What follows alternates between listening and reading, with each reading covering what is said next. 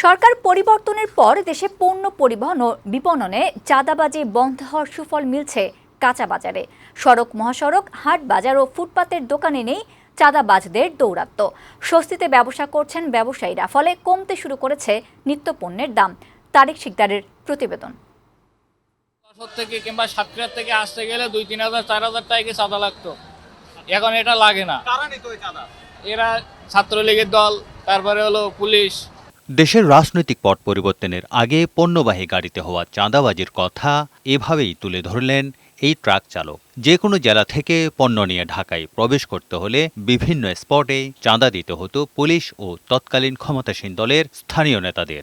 আমাদের আগের ভাড়া ছিল ধরেন 15,000, এখন মহাজনে 2,000 টাকা কম নিতেছে, কারণ রাস্তায় 2,000 টাকা সেভ হইতেছে। পুলিশে তারপরে এই যে আন্তর্জেলায় এসে হাবিজাবি চাঁদা মিলে 2,000 টাকা টোটালি আমাদের সেভ হচ্ছে এখন বর্তমানে। 1500-1600 টাকা বেশি বাঁচছে আর কি। এখন মোটামুটি আর কোনো চাঁদা লাগে না রাস্তায়। এই চাঁদাটা রাস্তার পোলাবান আগে যারা ছিল তারা নিত আর কি। কারওয়ান বাজারের রাতের দৃশ্য এটি। ব্যবসায়ীদের তথ্য মতে প্রতি রাতে বিভিন্ন জেলা থেকে পণ্য নিয়ে এই বাজারে অন্তত 2,000 ট্রাক প্রবেশ করে। আরও 2,000 ট্রাক কারওয়ান বাজার থেকে পণ্য নিয়ে ছুটে যায় দূর দূরান্তের জেলায়। আর প্রতিটি ট্রাকে চাঁদাবাজির শিকার হতে হতো 5ই আগস্টের আগে। এখন তো চাঁদাবাজি নেই, আগে ছিল, এখন নেই।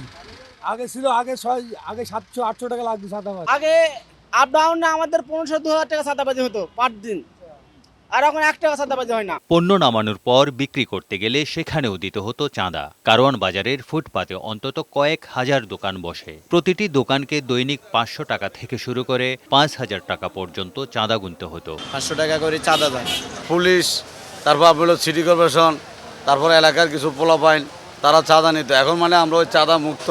তৎকালীন খোদ স্বরাষ্ট্রমন্ত্রীর নির্বাচনী এলাকার এই বাজারের এমন চিত্র। পুরো দেশের চিত্রও এর ব্যতিক্রম নয় বলে মনে করেন ব্যবসায়ীরা।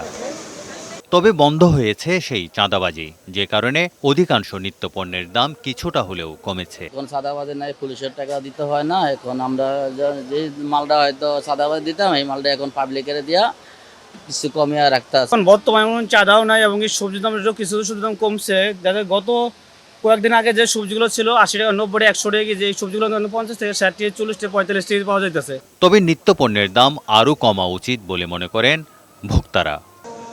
তারেক শিকদার, বৈশাখী সংবাদ, ঢাকা।